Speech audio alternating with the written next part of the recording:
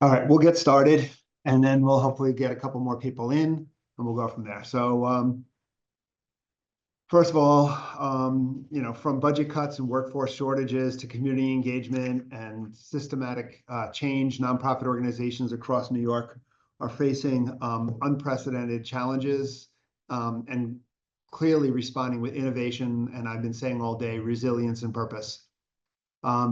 We have together today a dynamic panel that brings together 4 leaders of really great umbrella organizations. And they are able to talk a lot about, or actually, I guess they're on the front lines, I would say, of advocacy, service delivery, sector transformation, and they'll share a lot of insight with you in terms of the direction that we see the nonprofit sector moving in and everything else. So in order to give them the maximum amount of time, I'd like to just do a quick introduction of the panelists. We have Vanessa Baird Streeter from the Health and Welfare Council of Long Island. We have Jen Fisher, nonprofit Westchester. We have Michelle Jackson, HSC, and we have Allison LaFerlita of the Nonprofit Resource Hub. So welcome all of you, and thank you for doing this. So let's just kind of dive into the question, right? I mean, obviously we have some looming budget cuts that are potentially coming up. You know, the big beautiful bill is talking about Medicaid cuts and food cuts and everything else. The Trump administration has been posturing for cuts, since it started. So with all of this going on and with the trickle-down impact that will most likely happen at the state level and the local level, what do we see as the organizations or how organizations across the state are implementing changes that help to mitigate maybe some of these cuts? And what are we doing in terms of the New York State policy, and what are you guys doing in terms of trying to advocate towards that? So Michelle, I know you're big into that, so we'll start with you. Sorry. I know that's a big question to start with. But first, thank you so much for having me, and I'm really grateful to be in conversation around these topics, especially with such as you're, a dynamic powerhouse group of leaders. So thank you for having me. And I think maybe I'll start with the bad news and try to give some inspiration at the tail end of it. Is I think that nonprofits are the first thing I would definitely advise nonprofits to do is to understand where their money is coming from. I think that's obvious, but it's not when you kind of look at city, county, state contracts and where federal dollars are. I think nonprofits really have to have an understanding of where their funding is coming from, so they understand. We have a lot of groups who only get New York City contracts or maybe only have state ones, and they don't maybe understand the full impact of what a federal cut could look like, because it will trickle down to state or county contracts. So in New York City, the New York City Comptroller has a really great tracking tool. Most state contracts at least should tell you where your money is coming from. And there's some great groups like the Fiscal Policy Institute and other Center for Budget and Policy Priorities who are helping to break down, I think, in a really good way. So first, I mean, these cuts could be really catastrophic. So I'm not going to say manage your money, invest here. There's not a way to really manage out. Nonprofits just have to have a clear understanding of what the impacts could be on their contracts at the local and state level. So that's one. I think two is more directly at the state level. I think we were very disappointed. I worked actually with many of the groups here. Thank you to Nonprofit Westchester, Health and Welfare Council, who joined a statewide effort around a 7.8% investment this year in the budget. We did not get that. We were really disappointed in the governor's kind of lack of understanding of how nonprofits will really be impacted by federal cuts and how closely her agenda needs the nonprofit sector to be successful. So we did get 2.6%, not 7.8%, which isn't worst case scenario, but I think it really demonstrates that a lot more advocacy is needed at the state. And the governor in particular really needs to understand that the state needs to make the investments needed to help nonprofits keep pace, because in the face of federal cuts, we're not going to be able to have the services, included many of the ones that she really championed in her budget around childcare, around working families, and around mental health, which are real priorities for her. So I would say we're doing the state policy work really that's needed, but we need our elected officials to really understand that their budget has implications at the local and federal level. And I would say for people participating, if you're not part of those efforts, join a local group. We have great statewide representation here, and find those issues that they can plug into around the state for the legislative session and certainly next budget. Awesome. Allison, you want to add anything to that? Michelle, I'm so glad you actually addressed it from that particular angle. What I think is really important is to share what we're seeing nonprofits do and how they are getting creative and really starting to collaborate a little bit more than they probably have in the past.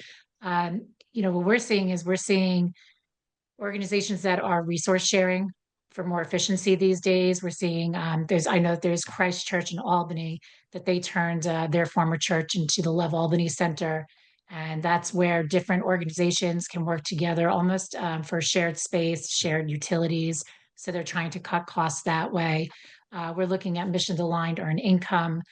There's an organization called Opportunities for a Better Tomorrow, and they're offering sliding scale job training to schools, creating revenue while expanding their impact. So another very creative way to try to scale down their budgets, but also continue to make the impact. I also see a lot of peer-to-peer fundraising that's happening. And there's an organization called the Trevor Project. And what they're doing is they're using milestone-based campaigns. One example is for like Pride Month, and that's to grow their grassroots donor base. A lot of organizations are going back to that grassroots campaigning and really just back to their roots. And of course, there's always data-driven storytelling, which is really being helpful for funders to invest more into our nonprofits. Our nonprofits know that they are up against the cuts from the state. So they are trying to now go out to the funders, to the individuals. And what Covenant House decided to do is they decide to use real-time dashboards, which is really cool to show the funders how they're supporting, how their support is translating into housing, employment, and stability for the nonprofit. So I see nonprofits doing a lot of creative mobilization right now as a response to budget cuts and funding cuts. Sorry, go ahead, Vanessa. Yeah, if I could add to, I'm sorry, Vanessa, did you That's want okay. to? Go on, Vanessa, Jen. then Jen. Okay, I'll just go really quickly just to speak to what Michelle was speaking about earlier, and thank you all for your comments. I think, while we were not successful in the Just Pay campaign, we are very fortunate, though, to be in New York State, particularly at this time, because we do have representatives that understand, and we have the opportunity to have access to them to be able to help to influence what they're looking to fund. And so in conversations with the commissioner of the Department of Health, in understanding what are they currently doing now to foresee or to forecast the Medicaid cuts that are possible, what are they doing now as it pertains to their administrative lines? How are they being as effective and efficient as they possibly can to ensure that they're in a position, if there are cuts, they're in a position perhaps not to fulfill the full cut, but be in a position that they can help to absorb a little bit of that so that the organizations can continue to engage in the work that they're engaged in. I think our representatives do understand the importance of all of the work that we're engaged in, from food insecurity to Medicaid that covers a wide swath of services. I think they do understand that. So it is just really important from the standpoint, if we're talking about policy, I think from the standpoint of policy, we need to ensure that we have good relationships with our representatives so that they have us in their ear listening as they are formulating their budgets or they're looking at budget priorities, initiatives, and programs. So we're not going to be always successful on every front, but it is important for us as a nonprofit sector, I think, to be unified as a sector. There are individual organizations, and we're going to try to influence for our own organizations, but there's an interconnectedness of the sector that is just paramount because we rely on each other for the various services that we offer. So I think the cohesiveness of the sector is extremely important as one single voice. And then I also think that it is important to continue developing and establishing relationships with our representatives so they understand the importance of the work that we're engaged in. Yeah, I mean, and that's why it's important to have umbrella organizations like you, where you can coalesce all of that, sorry, but noise that comes up and kind of put it in a cohesive voice. Jan?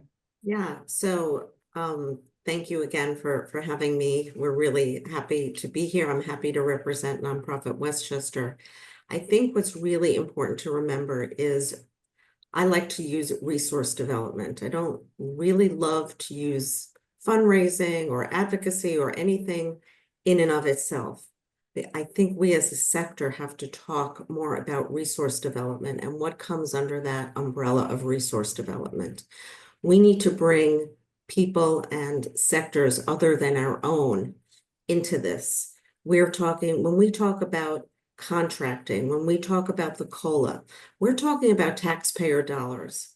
Businesses pay taxes, individuals pay taxes, all the people that we rely upon to quote unquote fundraise from are also people that are paying taxes. And an ineffective and inefficient system, which there are systems in New York State, and I have wonderful relationships with our legislators, but the systems are ineffective, they're inefficient, they're unfair to the sector and the people we serve. And that's the bottom line. And we have to speak truth to power on that, in my opinion and in our approach. And so the business community has to understand that. And in a recent webinar we did, people were talking about going to the business sector, getting more funding from them. Well, they're being impacted by federal funding cuts too. And it may not be the fairest approach to go to them for funding, but what is fair is to ask them to join our advocacy efforts. It's always us. We're always marching. We're always signing on to sign-on letters. We're always doing all of these things. It impacts them too. It impacts their children with autism. It impacts their families and parents in nursing homes. These are not just nonprofit sector issues. These are issues across every ethnic group, every religious group, every gender identification, and it's time that we stop doing all the work and start bringing in other people and telling stories of why it matters to them. So bringing all of this together, everything everyone said, I agree with, and we have to stop just doing it ourselves. We have to make the case that this is important for everyone. Go ahead, Just Vanessa. really quickly on that point, Jan, I want to say, since the beginning of this year, I think the business sector is understanding as well, because the outreach from the business sector to find out what's going on, tell me what's going on from the nonprofit sector, what's going on as it pertains to your organization, and how can I help? I've actually found that to be a common thought process and a common thread of conversation, is that they're realizing that, and Jan, when you said it affects everyone, it's quality of life issue across the board. It's quality of life for everyone. And so I have found that our business sector, so I agree with you in reference to it has to be more than just the nonprofit sector, but kudos to the business sector that may be on today, because I want to thank you for reaching out and asking, how can you assist and help in this process? And so we have many more businesses that are on our email distribution list and are adding on to sign-on letters, and can we help in any other way? And I think that's really important, because we get through this, together. So thank you, Jan, for bringing that up. I was gonna say, there is a question that somebody threw into the chat, and some people have been responding, but I'm gonna throw it out to the group real quick. How can the individual nonprofits that are listening in today, how can they help support you guys in the advocacy work that you're doing? So for us, we have a distribution list, and we're sending, if you're on our distribution list, you will see all of the emails that we are sending out from national organizations to really, and with toolkits to basically say, listen, you have to call your representatives, you need to sign on to these various letters, you have to do it on a consistent basis. It can't be 5 or 10 organizations. We need hundreds of organizations that represent the swath of our of our community. So that's the business community, that's our school districts, right? That is the nonprofit sector. We need all of you to be a part of this, just as Jan was speaking to. So if you want, for the Health and Welfare Council, and I'm pretty sure for the other organizations as well, please sign up for our email distribution list, and you will be asked to participate in advocacy efforts around those things that are being highlighted as potential massive cuts to our quality of life issues. And as you guys have all said, one second, as you guys have all said earlier, it's not just the nonprofit organizations, it's all the people the nonprofit organizations touch and serve and everything else. The donors, you need them all involved. Absolutely. The National Council of Nonprofits, June 9th through the 13th, is having a week of action. They're going to DC to meet with legislators. They're asking people to do whatever they can locally. I would strongly recommend on the national level for everybody to sign up for the National Council of Nonprofits and to follow their CEO and to follow them on LinkedIn. I'm only on LinkedIn because everything else is noise to me a little bit. But there's definitely important ways to take action on a federal level and not have to go to DC. And then on a state level, there's definitely some information coming out tomorrow, important information about nonprofit contracting that will be announced at the NICON Summit, and a number of partners are sending out information about nonprofit contracting as well with action items. Yeah, and I'll just add that certainly, and Jan, thank you for bringing up the National Council. They've been an incredible resource, and we've been really signing on to a lot of their work instead of reinventing the wheel. And so you can sign up for them, or if you go to humanservicescouncil.org, you can also sign up for our e-blast where we're sharing that information out. And again, HSC is more local focused, so we've been very grateful to our federal partners who are really doing incredible work. And if you want that information filtered, you can check us out. We also have what we're calling our Resilience Roundup, which is actually been nationally shared, that has a bunch of different resources for nonprofits, including specific advocacy campaigns around food or Medicaid that we're not leading. So I think nonprofits really, we don't like to just say you should help by signing up, but in this case, numbers really do matter. There's a big risk to the nonprofit sector, as you all have seen in the big bill and in some of the potential executive orders around 501c3 status and things that are making people nervous, and we all stand in solidarity. And so signing on actually means a lot right now. The ACLU and Coalition of Human Needs have a national letter around some of this issues that has thousands of organizations signed up, and so the more you add it to it, the more you're protecting the sector overall. And then similarly at the local level, we can't forget to hold our county, city, and state electeds accountable for their budgets and legislative choices. And so that's also, by signing up for our e-blast, you can find lots of ways to respond around the Just Pay campaign and what's coming next. Since we're kind of talking a little bit about advocacy and stuff, let's stay along the lines of that. So there are efforts to connect nonprofits with state agencies, and they've been met with various effectiveness. Based upon your work with other organizations, how well are these collaboration efforts supporting the sector, and what strategies could strengthen advocacy for statewide political changes? So Jan, if you want to kind of jump into that one. Yeah, thank you for that. I think it's, going back to what Vanessa said, I think relationships are really, really important. In Westchester County, it took us 5 years, but we now have a nonprofit contracting task force, and it really is about patience and, again, building those relationships with your elected officials. And that platform has really shown me a number of things. The efforts have shown me that, our elected officials, in most cases, are our allies. They, the ones we want to work with anyway, they are our allies. And we come to the table here in Westchester as allies. And I have really seen our elected, our county executive, our county board of legislators, they want to support us. They want to support the nonprofits. We are their partner. We deliver the services that they're mandated to support. So a lot of our conversations, a lot of our advocacy is about supporting us so we can support them. And so this relationship, this reciprocal relationship that we've built over the past 5 years, since COVID, we've been around longer, has been really, really fruitful.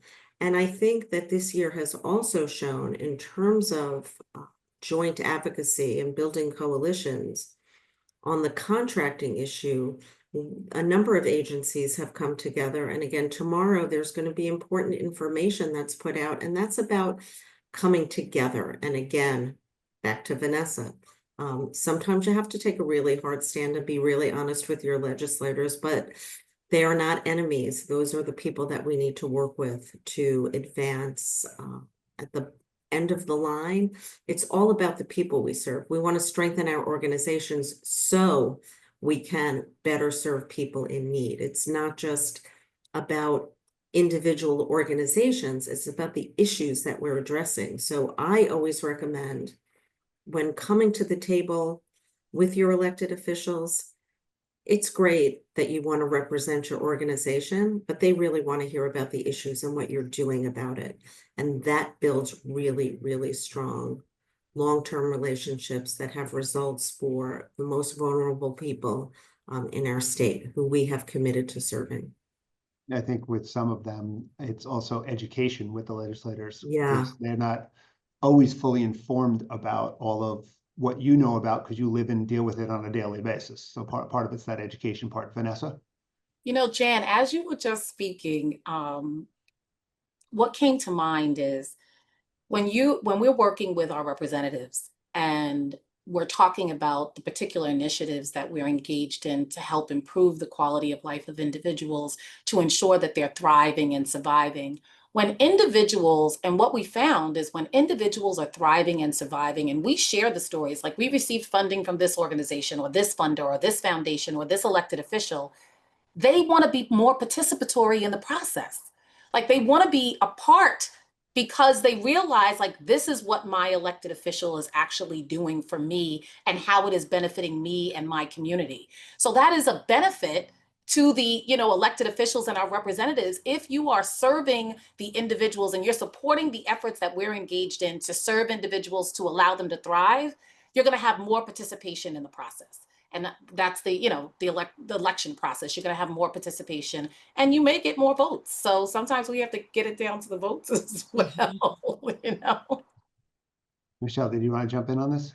I mean, I just agree, right? I think that that's so important. And I think that nonprofits should really, for those who aren't part of coalitions, and it doesn't have to be the Just Pay campaign or the Human Services Council, it can be specific to home care. There's a campaign for home care. There's, issue specific campaigns. And I think the more that you participate in those are really great. Also skill building for you to learn those skills. If you don't, reach out to your local electeds, you can join these campaigns and get a really crash course in, to Vanessa and Jan's point, getting to know your elected officials. I think elected officials, whenever we come across them, and Jan has mentioned kind of contracting and late payment a lot. And I think that's one of those issues that elected officials don't always understand. And if you can talk to them and tell them what it looks like when your payment is late, they suddenly care very deeply and, are signing on for sponsors of legislation and are out there championing those issues because they do understand that impact, but it has to be presented to them.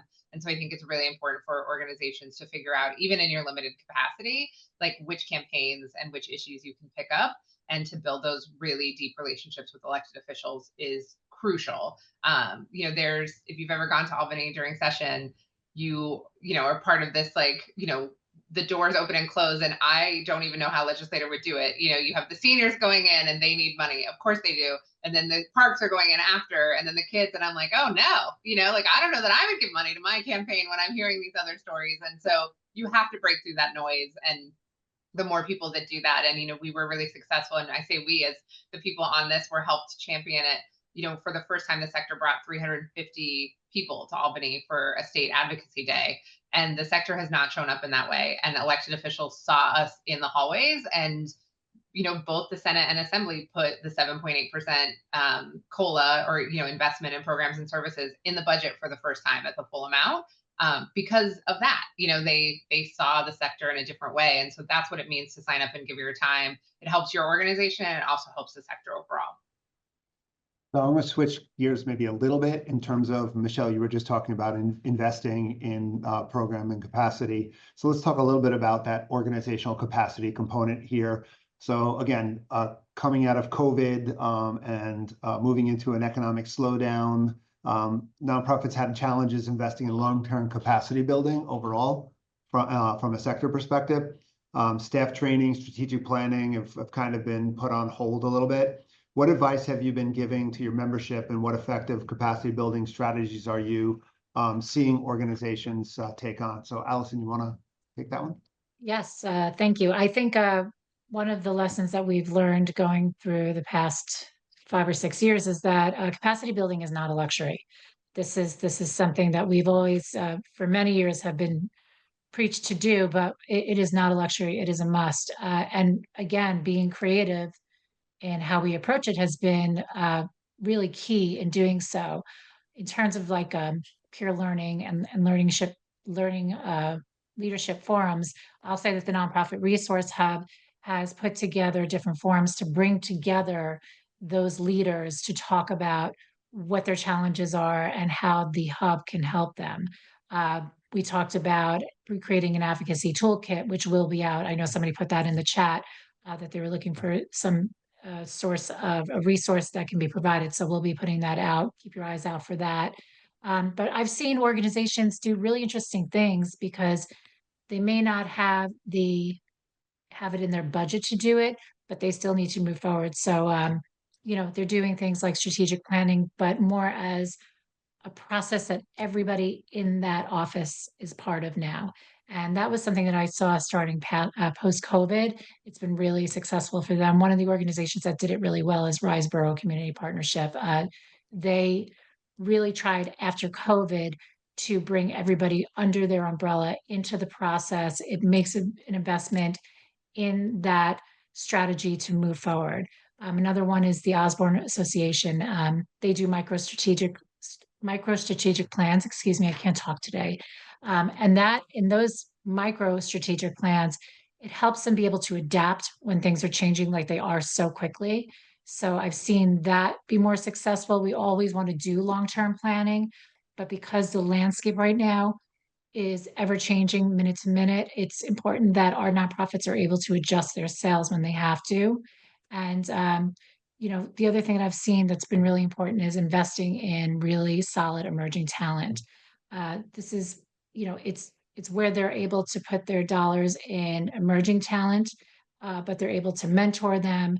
They're able to give them and stretch their assignments. I always want to give examples. So Coro New York Leadership Center has done that. They give 175 hours of executive leadership training. So if anybody wants to take advantage of that, I would say go on there and take a look at it, what they're offering.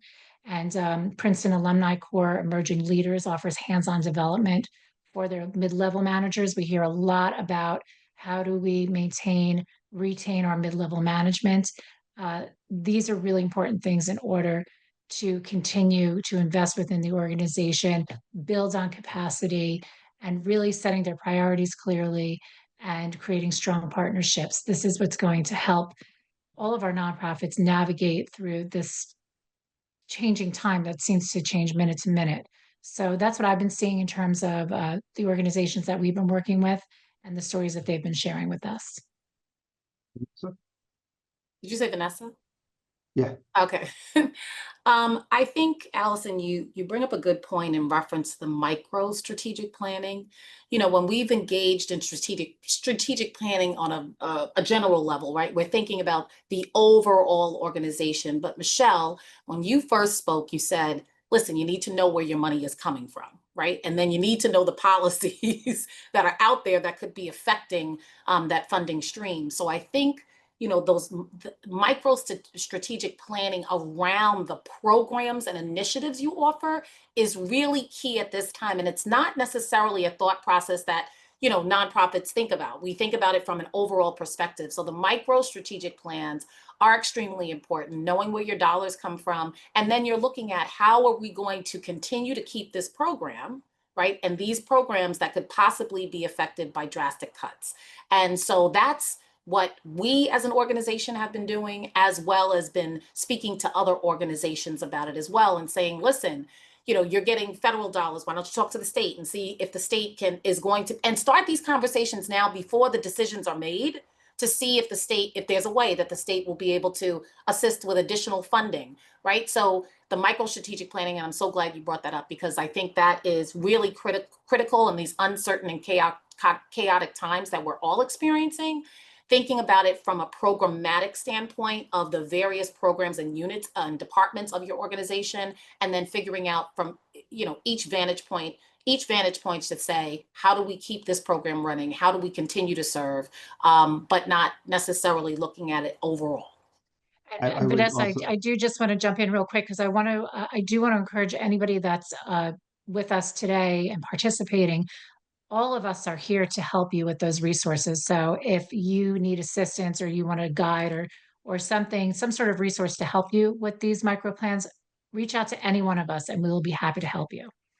Yes, the one thing I would want to say is, I know you talk about, kind of looking at how you can find alternative, maybe funding sources for some of the programs to keep those programs intact. It also, though, is I would challenge nonprofit organizations to look at those programs to see if those programs are really within their wheelhouse and really something that they should be doing, or whether it's something that should be trying to maybe better partnership or collaborate with another organization where that is in their wheelhouse, so that maybe you can create leverage through partnering as opposed to trying to do it on your own when it may cost you more money than somebody else. Ken, that's a really important point as well, because that's introspection, right? Like, we have to look within ourselves to say, we may be doing this, but this organization does it better. So there's an opportunity for us to be able to collaborate there. And in collaborating, we end up still serving the people that we need to serve, right? But I think that, that's a little bit of unearthing of, we can't do everything, right? And we're not going to do, and everyone is not going to do everything well. So figure out the things that you do well, figure out the things that you have great touch points, far-reaching tentacle within community, and you have the data to show, the statistics to show how your program is effective and the impact that it has. And if there are some programs that don't necessarily have those same numbers, then figure out how you partner with other organizations. So that's the issue. That's the issues over agency. Exactly, right? Yep. When you focus on issues, it leads to the partnerships. And I love that micro strategic planning, Allison. I want to look more into that. And I think you're asking, right, that introspection. What's a nice to have? What's a must have? What do we do well? What's mission creep? Or are we chasing the funding on these particular programs? It's just, time to analyze, like any good business would do.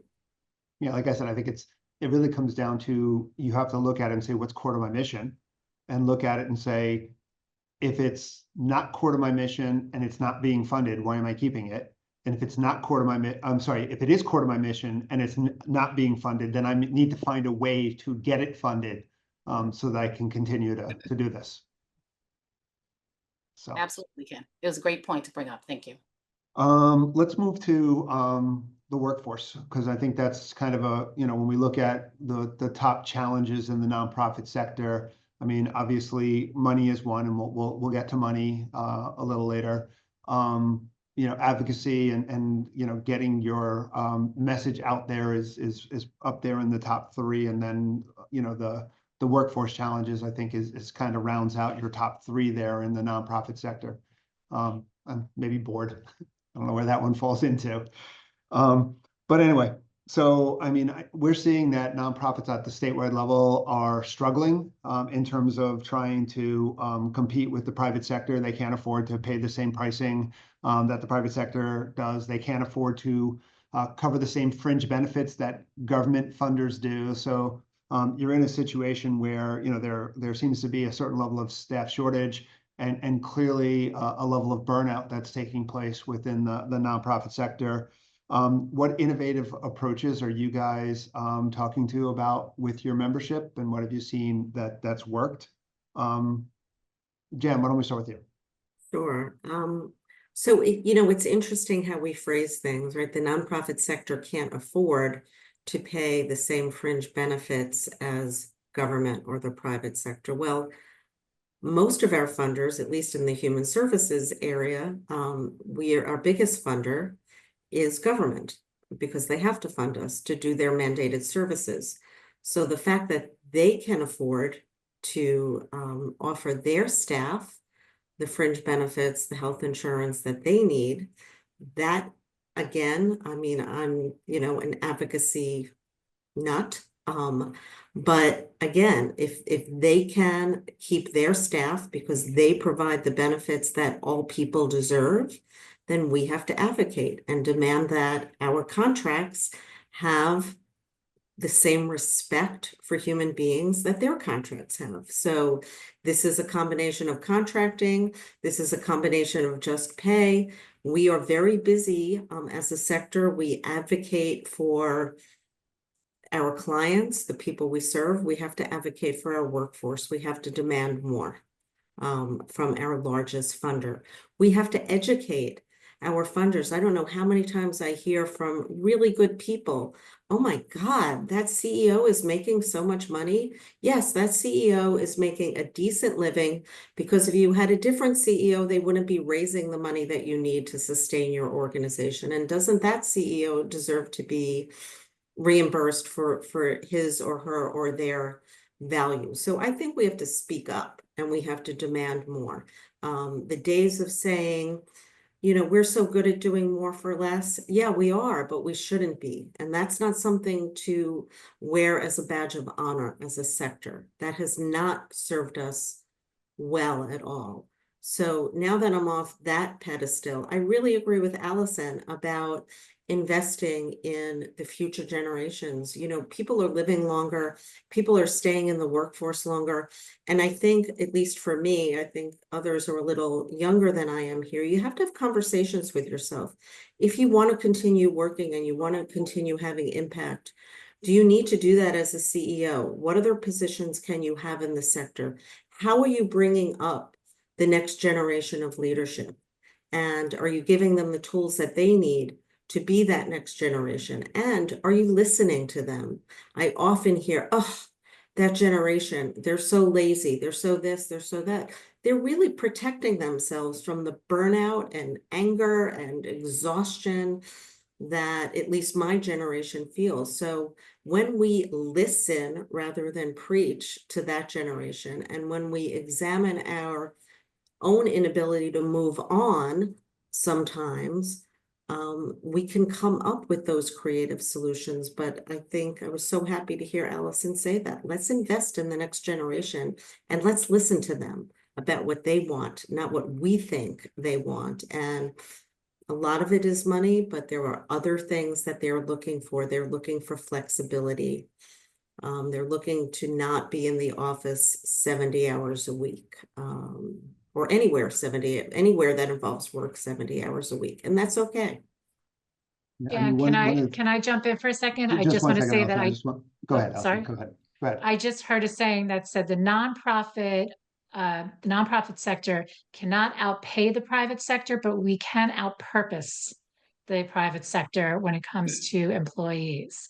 So to Jan's point, giving them a more enriching experience outpurposes over outpaying. So I thought that was really interesting what I had read. Oh, sorry. 2 points to what Jan said. And I'm formerly a deputy county executive of Suffolk County. So when you talked about speaking to government, it was very creative. One organization that came to us and they actually engaged in an analysis and said, if we had our employees working for government, right, working in government to receive the benefits, the pension, the pay, so forth and so on, this is how much it would cost you. This is what our contract looks like. And so therefore, where is the parity, right? We're not even asking for exactly what you would be paying, but this is substantially lower. And I thought it was creative. And what it did was it sparked, right? Like you thought about it and you said, you're absolutely right. And how can we make this right? You're not going to be able to make it right, right away, but it was a recognition of there's an expertise in the nonprofit sector. There is a cost effectiveness in the nonprofit sector, but look at what it would look like if you had to offer this service. So I thought that was extremely creative. I think when we're talking about our next generation, we're expanding. We're the social care network for Long Island. So we have to engage in a lot of hiring, and that's from director levels to CHWs. And we actually have been pretty successful because I'm finding that this generation, and our ages range for the people that we're bringing on, but I'm finding that this generation wants to have impact and purpose. And when they're coming to us, that's what they want to do. They want to be able to effectuate, change the trajectory of people's lives.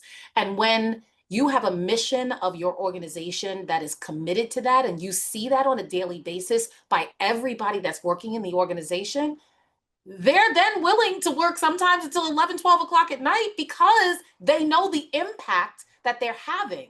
And not saying that that is a requirement on a consistent basis, but they're willing to go above and beyond because they see what the organization is doing and how it's impacting individuals. So I do think from our new generation, they really want to have impact. And if your organization is engaged in impact and really helping to uplift individuals and communities, I'm finding that it's working out for us to be able to secure the right talent that we need to be able to move forward the initiatives of the organization. Michelle, do you want to add? Yeah, I think, Vanessa, I really think, the sector workers need to feel valued. And, I think when we speak of like generational leadership, I think it's important to note that the sector didn't get here overnight in terms of this divestment in workers and divestment in contracts. It was like a slow creep. There's the analogy of like the frog in boiling water. And it took decades of, small cuts here and, doing more with less, which the sector was like happy to do. And now we're kind of asking workers to just be part of the mission and accept poverty level wages and really perpetuate a system of inequities while we're trying to also say our mission is to end poverty or end those inequities. And it's not a simple calculation of opting out of the system, right? Like saying no to a contract or saying no to an underfunded workforce. And I think it's, to put a fine point on it for those who aren't familiar with the Just Pay campaign, the sector is the second lowest paid industry in New York, while being the largest private employer. Our workers are paid 30% less than if they did the same work in government, not including benefits, and 20% less than the private industry. That didn't happen overnight, and it really is at the feet of government at all levels, because government is the overarching funder of human services and the nonprofit sector, but particularly in human services. And we have to fight back against that, and it has to be collective action, because it's not. There are ways to tweak it around the edges, and some of our organizations have figured out how to, pay living wages and be able to squeak COLAs out from, the stone budgets that they have. But in reality, it's a problem that was created by decades of leaders who did more with less and accepted that. And I do think the sector is, like, we want to say we're mission driven or we're doing God's work or, those kind of things. And people have to be able to pay their bills. And if they don't, they feel disrespected and they leave the sector. And you can do other things to make them feel valued, but at the end of the day, they also have to pay their bills. And I think that's where something like a Just Pay campaign or Fair Pay for Home Care, there's a child care campaign, workers feel really inspired. We had, just 3 years ago, a group of 50 CEOs who stayed outside of City Hall all night for a COLA. And their workers, those executive directors that did it, the workers knew that their executives were showing up for them and they understood. And so I also think that's another place where advocacy helps build community. It made those workers feel very valued, and they participate as well in the Just Pay campaign. And so it's not just you as an executive or you as a C-suite participating and signing on to letters. It's also engaging your workers and engaging clients and volunteers and others in these processes so that they can see how these systems are perpetuated and they can really engage and fight for their own wages too. And there's been a real impact, which is an offshoot. We didn't know that when we started the campaign. And I only say it to say, join the Just Pay campaign, but also join these other campaigns so that your whole organization can understand like these systems and how to push back against them. And I think that's a really important, we've seen as a real benefit of the campaign as workers see themselves as part of the solution and part of this process to achieving real equity, not just for them, but for their communities overall.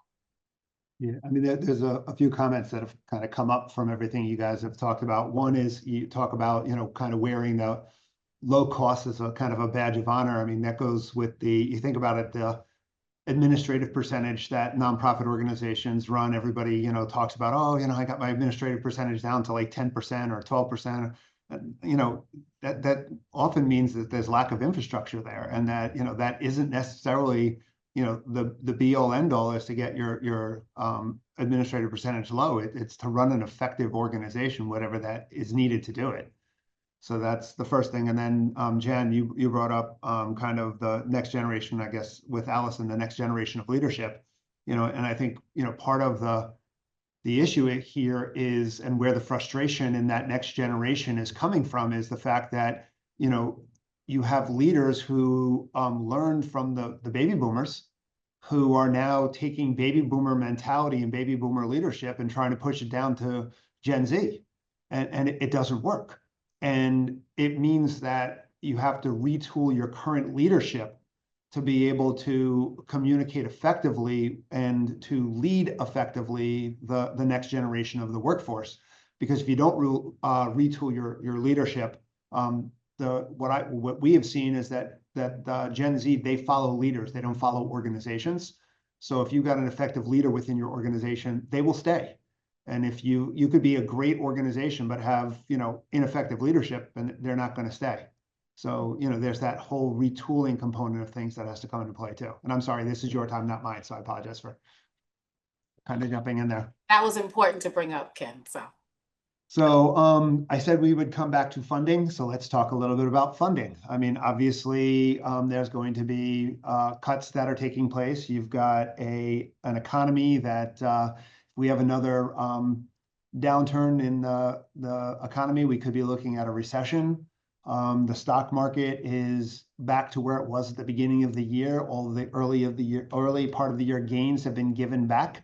So who knows where we're going to be on a go forward basis. So we have all of these issues from a fundraising and funding status, and you're hearing the big we have to look for new funding sources, and we have to retool our funding and everything, but that's easier said than done. So what are you guys seeing out there from a funding perspective, and what ideas do you have, or what have you seen that's kind of worked? Allison, we'll start with you.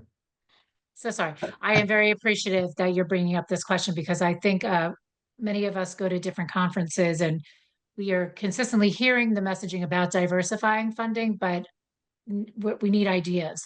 And so what we're hearing from our organizations is, and we have met with many organizations, and the top three things that we've been hearing is that they would love to have a plan or a template or a guide that talks about impact fundraising. Is there a plan that they can tailor to their nonprofit? They also want to diversify with baby boomer legacy giving. And is there a template that they could use for that? And the last thing that we've asked, and these were the top three that we asked at one of our forums, was they were looking for a Gen X legacy giving campaign, because Gen X, and Ken, I'm going to echo what you have taught us, is that they will have tremendous wealth to pass on, but where is it going? So at the Nonprofit Resource Hub, we have put those templates together. We're also putting together an entire guide for diversifying your funding. And this will give examples, this will give templates, this will give any nonprofit anything that they need, even if they just want a jumping off point. But there's so many different ways that they're doing it. Based on the research that I've seen, we see that they're doing earned income models where they're turning part of their nonprofit into a business. We're seeing storytelling and impact data, how that is helping. We went to a conference not too long ago where there was a kiosk at an airport, and when you actually swiped your credit card, the image showed you that you were helping to feed somebody, and to show it was really impressive to see for a funder. And even if in the airport, if you're sliding your credit card for $10, you're seeing that your $10 just now that you swiped is going to help feed two people.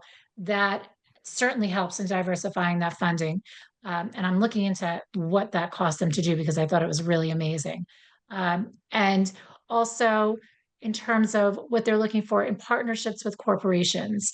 I believe it was Jan that mentioned it earlier, really aligning yourself with corporate partners that believe in your mission, that want to support your mission.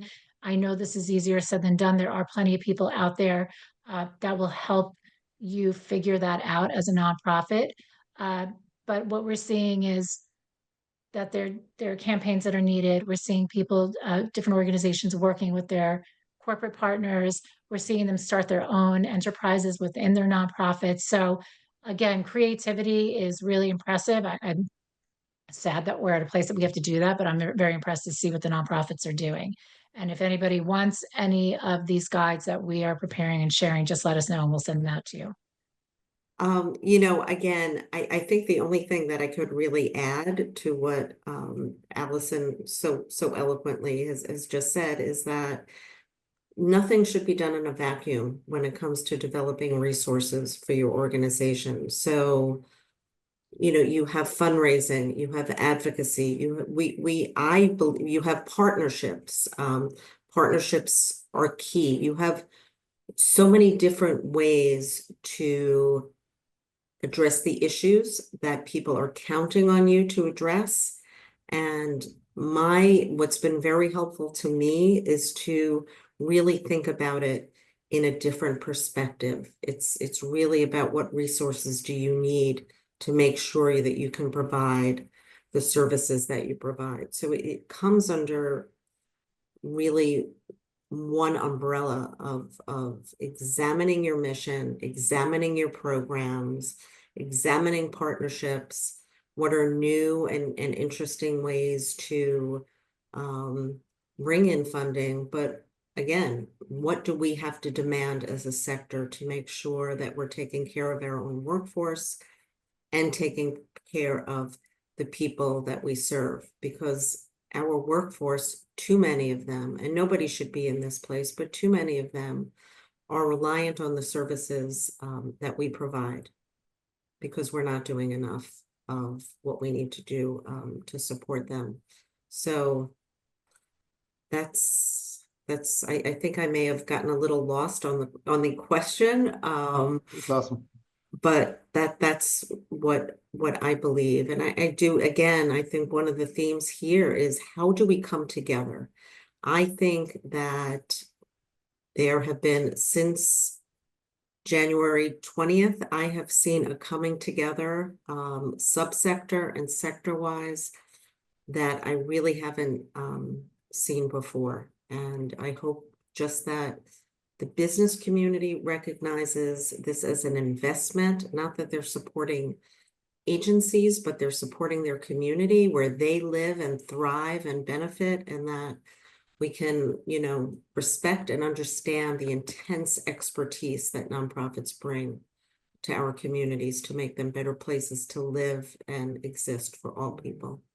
I think part of it also is also the building that two-way partnership with businesses, so that businesses understand clearly that there is a benefit for supporting the nonprofit sector that goes beyond, it's good for business, it's good for employment, it's good for all of those things. And there needs to be a kind of a better discussion when you're talking to businesses about, the benefits that they're deriving from this partnership.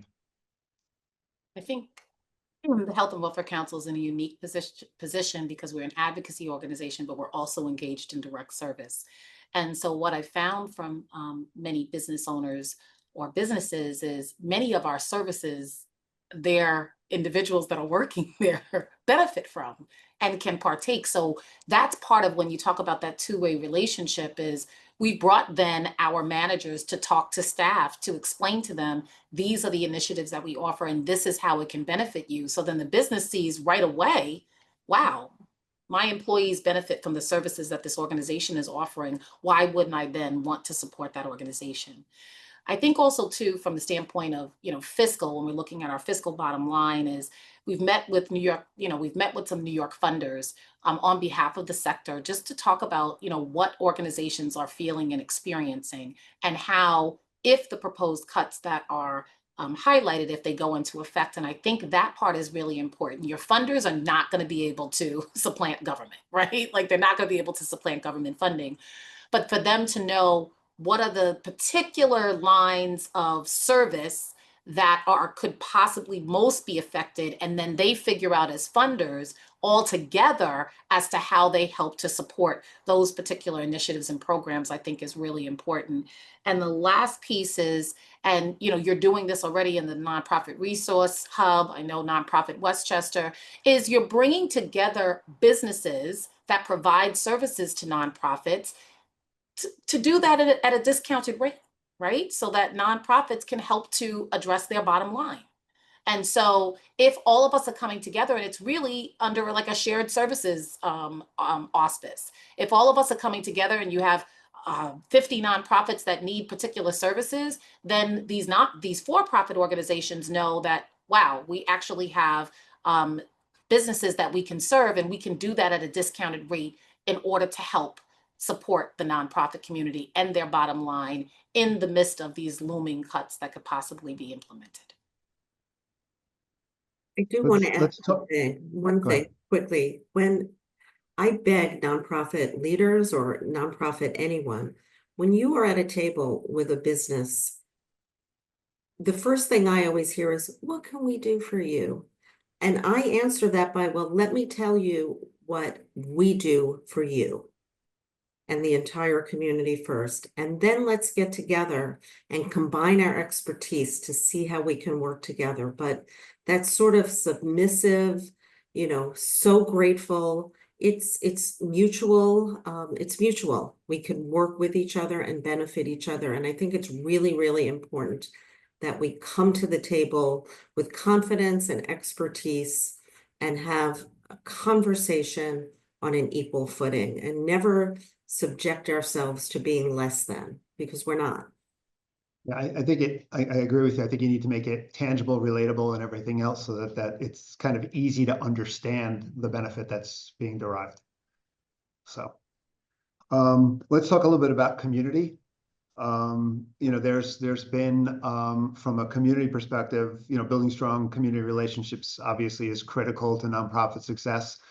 With some of the executive orders, it's made it a little more challenging with the whole aspect of DEIA and how do you go and hire people that are reflective of communities with the whole ICE issues that are taking place within the homeless shelters and food pantries and stuff.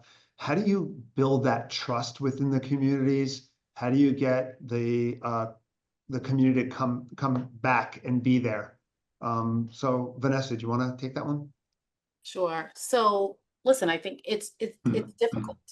I think initially when the first set of probably the first 4 or 5 executive orders, there were places where we would see normally 30 to 40 clients per day, and we were seeing 3 to 4 because people were scared and they weren't coming out. And so brought staff in, let's have a conversation about it and let's figure out how we can pivot our delivery to ensure that people feel safe. I said, but the most important thing is those three or 4 individuals that are coming in, you have to make them feel secure. You have to listen to what they're speaking to. You need to be the best ambassador you can be. So they're going to go back and tell community members, I feel safe. They're going to provide me the resources that are needed. And so you're the ambassador, and then they will be the ambassador to the community. And we actually have seen, but the only way that happened though, is staff coming back and then us rallying around, figuring out how do we pivot. Maybe we give out our phone number more often, and so have people call in, right? People feel more secure with calling versus coming in person. We have seen the numbers creep up some, but not to be so concerned with all of this up here. Be concerned with the person that you're providing the resource and the service to. Make sure they have the best experience possible so that they can be your ambassador to other community members to say, I feel safe. It is fine for me to come here because these are people that really care for me and really want to ensure that I'm going to be served and receive the resources that are needed. And we've seen that work. And I think that was really critical because it was very much of a burden on our staff. They know people need the service, but they're not accessing the service because they are fearful or scared. I think when you talk about DEI, diversity, equity, inclusion, I think, for me, it is just intrinsic in who I am. And so it's important when you are serving people, you want to make sure that your employees are representative of the people you serve. You want to ensure that they're culturally proficient, linguistically proficient, because that's the way that you're going to best serve the community members and get them connected to services. And so that's simple. I'm hiring people who are qualified. I'm hiring people who understand community, have deep roots and tentacles within community so that they can best serve community. That's not about DEI, that is about best practice. And that's Right. best practice in making sure that we're serving and uplifting our community members. So we're running low on time, so I'm just going to throw out one final question. If each of you can maybe just throw out one or two takeaways that you feel people should walk away from today's discussion with, that'd be great. Michelle, we'll start with you. Oh, yeah. So I think first is, I think what we've heard is join communities, whether that's advocacy efforts. Like no one can do this alone. And I think when nonprofits feel isolated, that might be, part of the plan, right? And so I think finding the right campaigns and resources and communities for you, you don't have to do everything.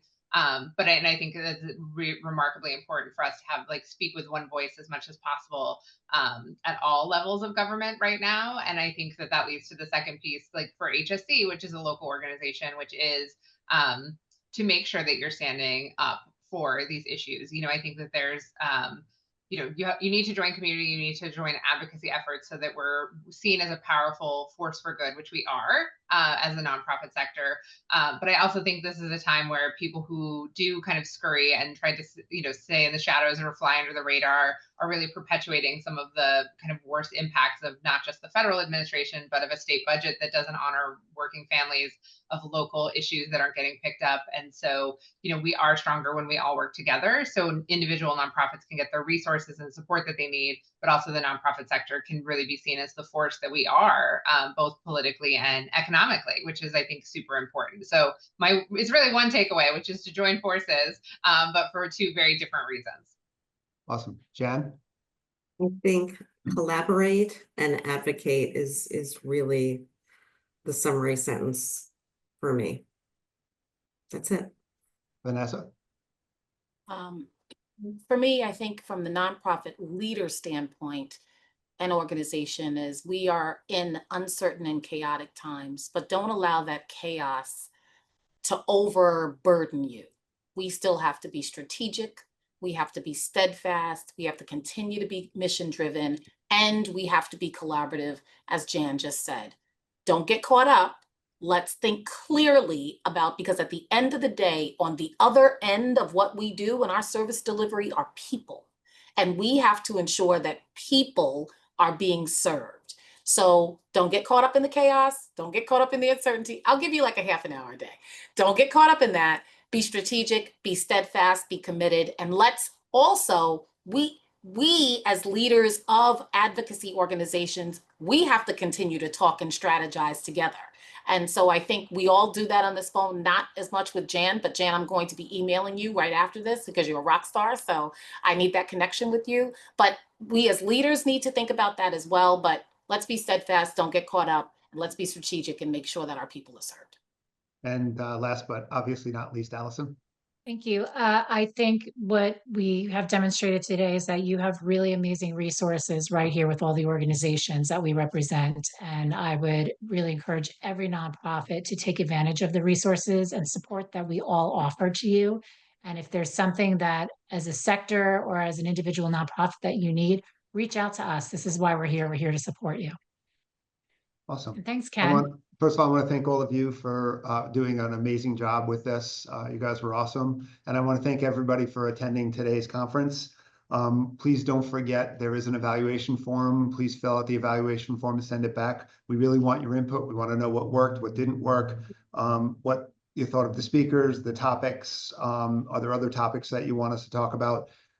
Similar to the umbrella organizations that are here today, we're here to support you too. So if there are things that you want us to provide information on in the future, please send it to us and we'll go from there. We are still have a little bit more time from a networking. If anybody wants to kind of jump in afterwards and kind of give us some feedback right away, that would be great. And thank you everybody for being part of this, and we appreciate it. Take care. Thank you all. Blessings.